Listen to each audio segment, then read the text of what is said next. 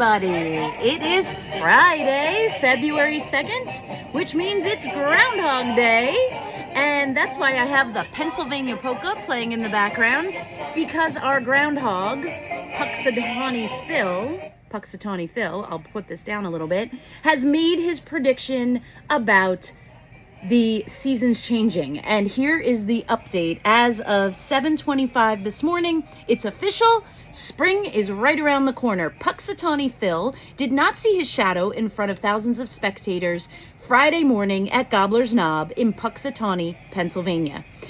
So anyways, just in case you were wondering, spring is around the corner, which is good because on a dreary day like today, I really could use some sunshine. I'm not sure about you. Fun fact, when I was going to school to be a teacher, I was student teaching in Pennsylvania, and I went to school in Pennsylvania, and Punxsutawney Phil was a big deal. And learning the Pennsylvania polka was a big deal out there in Pennsylvania. So you have the most up-to-date report this morning, and I'm very glad for that. If you chose to celebrate tutu and wear a tutu today, good for you. We have some other spirit days that are going to be coming along. First and foremost, the Omega unit has shared with us that on Monday, it's the 90th day of school, which is pretty cool. So they are doing 90s Day and have invited the whole school to join in. If you'd like to dress like the 90s for Monday for the 90th day of school, please join us. And I think the suggestion is as we count down the rest of the school year, on the 80th day, we'll dress like the 80s. On the 70th day, we'll dress like the 70s. And let's see if we can keep on going. I know our student council is also putting together like a Valentine's Week Spirit Week, so stay tuned for that. But Monday will be 90s Day. So get out your 90s wear. Gee, I think some is still in my closet. All right, let's talk about some other things today. As I mentioned yesterday, it was the start of Black History Month, so if you have anything to share with me, please do so.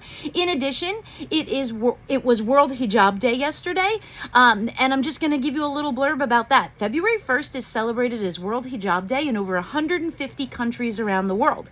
The Bridge Center will have a table in the cafeteria today during all lunch periods where students can learn more about the hijab and even try one on. So here's my caveat to that. Respectful, respectful, respectful.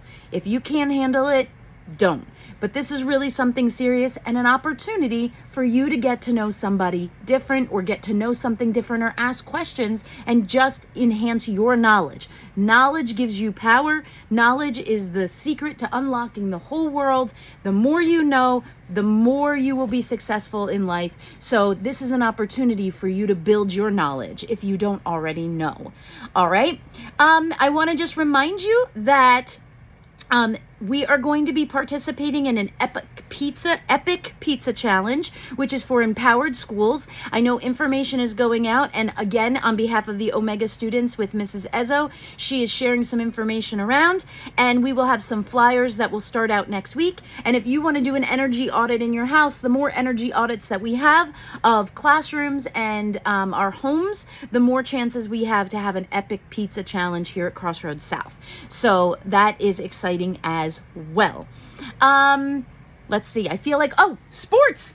I want to give a huge shout out to the boys basketball team. It was a great game yesterday, especially right down to the wire.